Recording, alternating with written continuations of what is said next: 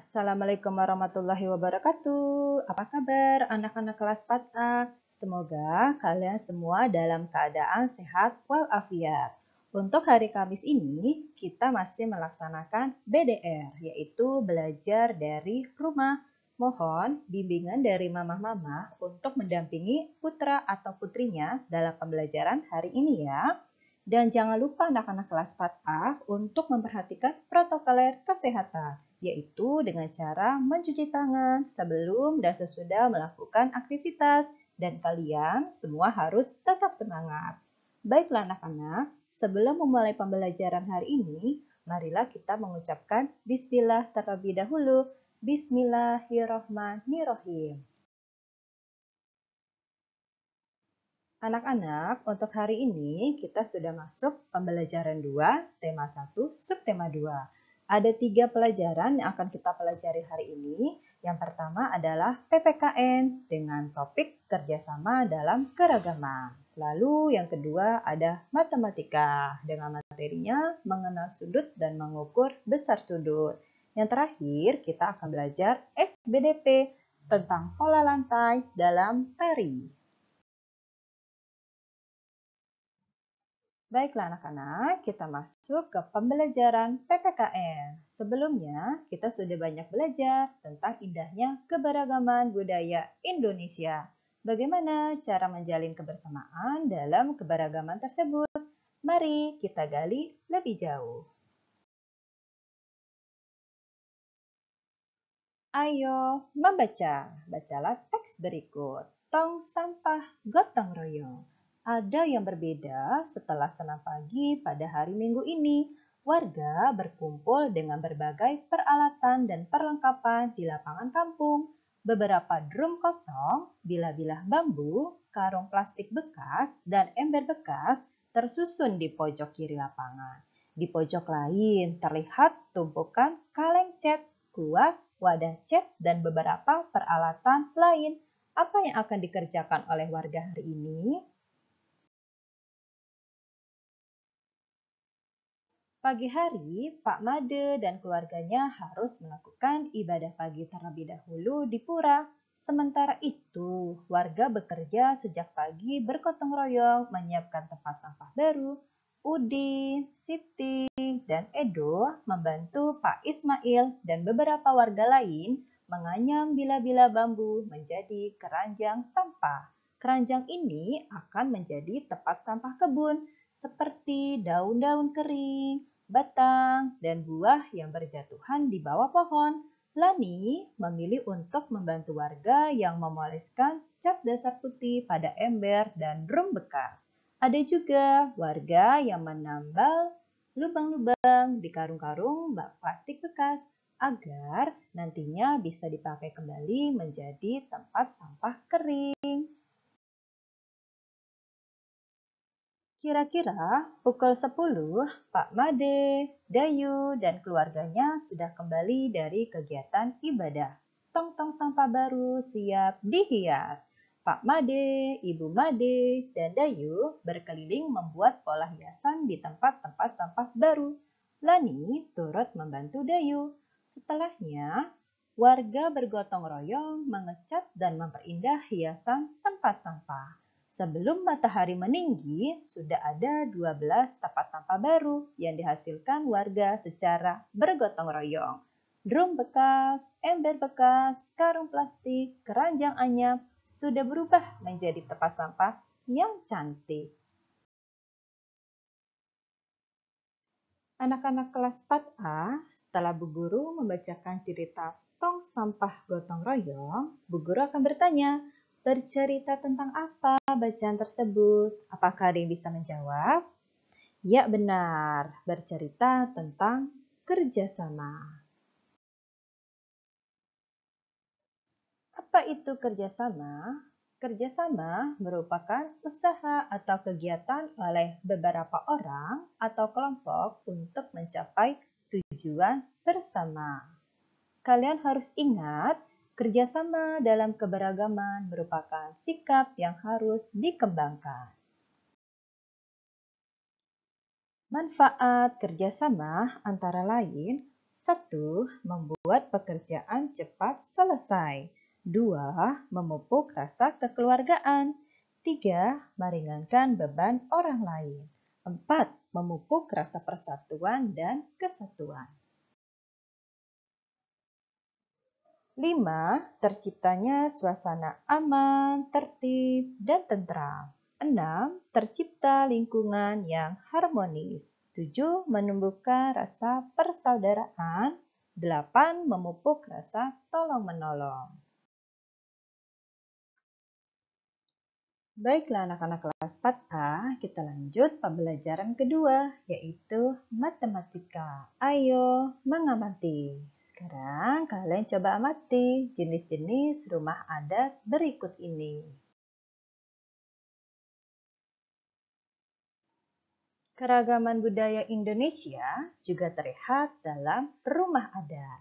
Rumah adat mencerminkan ciri khas suatu tempat. Mari amati rumah adat berikut. Kita lihat rumah adat A. Di ujung atapnya terdapat sebuah sudut. Namanya sudut lancip. Kita lihat rumah adat B. Di ujung atapnya terdapat sudut tumpul. Ingatkah kamu tentang sudut? Dua sinar garis yang memiliki titik pangkal yang sama akan membentuk suatu sudut. Perhatikan gambar berikut. Titik pangkal yang sama disebut titik sudut, yaitu titik sudut yang Bu Guru beri tanda lingkaran. Sedangkan dua garis disebut kaki sudut. Bu Guru memberi tanda panah yang berwarna merah muda.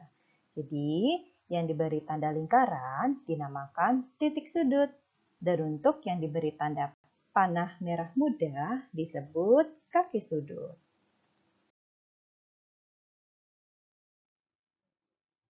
Amati contoh sudut di bawah ini.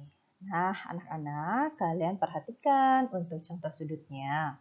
Nama sudut adalah sudut ABC atau sudut CBA. Bisa kalian tulis dengan lambang sudut ABC atau lambang sudut CBA. Dan untuk titik sudutnya adalah titik B. Kaki sudut ada dua, yaitu garis AB dan garis BC. Sekarang marilah kita mengenal jenis-jenis sudut. 1. Sudut siku-siku. Suatu sudut disebut siku-siku jika kaki sudutnya tegak lurus, yaitu ukurannya adalah 90 derajat. Berikut Bu Guru berikan contoh yang dinamakan dengan sudut siku-siku. Perhatikan dengan baik ya.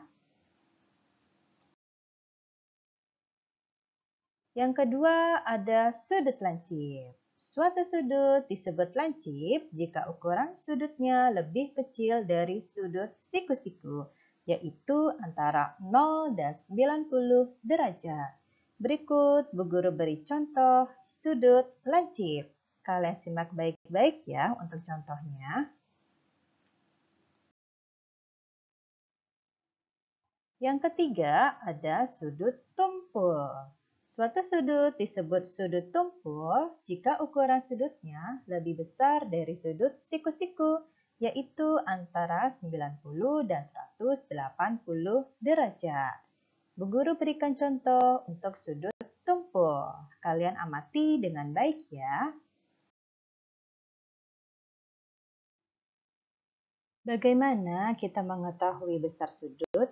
Ayo kita mempelajarinya menggunakan busur.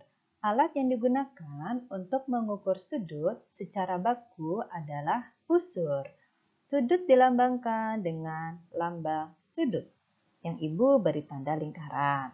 Satuan sudut adalah derajat. Untuk mengukur sudut secara lebih akurat, mulai sekarang kamu dapat menggunakan busur derajat seperti gambar berikut ini.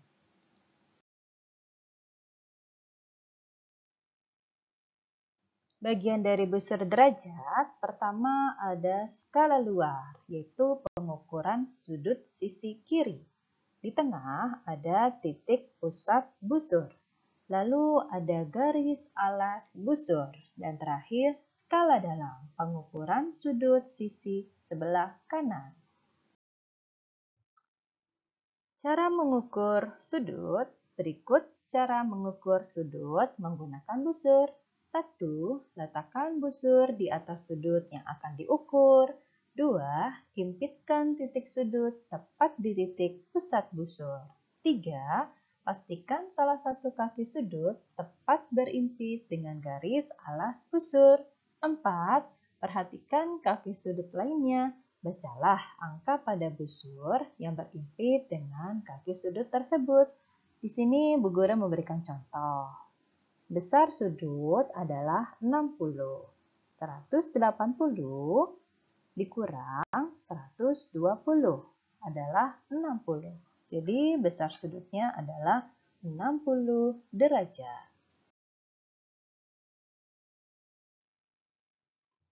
Pelajaran terakhir untuk hari ini adalah SBDP.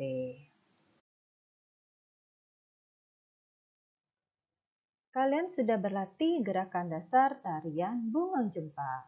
Sekarang kalian berlatih menarikan dengan menggunakan formasi. Di buku tema adalah contoh menarikan tarian Bunglon Jempa dengan kelompok 8 siswa. Kalian bisa mempraktekkan gerakan-gerakan tersebut di rumah ya.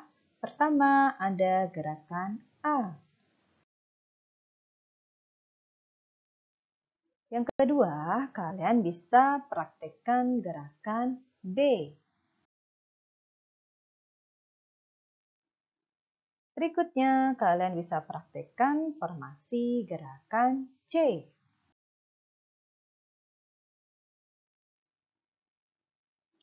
Yang terakhir, kalian bisa praktekkan gerakan D.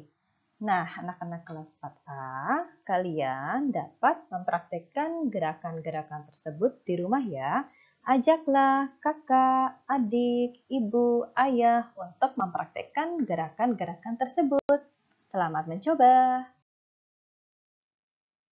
Baiklah anak-anak, untuk penjelasan materi sudah selesai, kita lanjut dengan tugas tema. Apakah kalian sudah siap? Tugas pertama adalah PPKN. Ayo jawablah soal dengan tepat. Nomor 1. Apa itu kerjasama? Nomor 2. Tuliskan 5 manfaat kerjasama. Nomor 3. Bagaimana cara kita supaya bisa bekerja sama dalam keberagaman? Nomor 4. Pernahkah kamu melakukan kerjasama dalam keberagaman baik di rumah, di sekolah, atau di masyarakat? Nomor 5. Tuliskan pengalamanmu bekerja sama dalam keberagaman tersebut. Nah, soal-soal tersebut kalian tulis dan kalian jawab di buku tema ya. Tugas kedua adalah matematika. Ayo berlatih. Nomor 1, perhatikan sudut berikut ini. Kalian perhatikan untuk gambar sudutnya, lalu jawab pertanyaannya. A. Apa nama sudut tersebut? B. Apa nama titik sudut pada sudut tersebut? C. Tuliskan kaki sudut pada sudut tersebut. Soal kedua, perhatikan sudut-sudut di bawah ini. Di gambar ada 6 jenis sudut. Kalian jawab, A. Manakah yang merupakan sudut lancip? Ayo, huruf apa saja yang termasuk sudut lancip? B. Manakah yang merupakan sudut siku-siku? Di huruf apa yang termasuk sudut siku-siku? C. Manakah yang merupakan sudut tumpul? Ayo anak-anak, kalian jawab dengan baik soal-soal tersebut ya.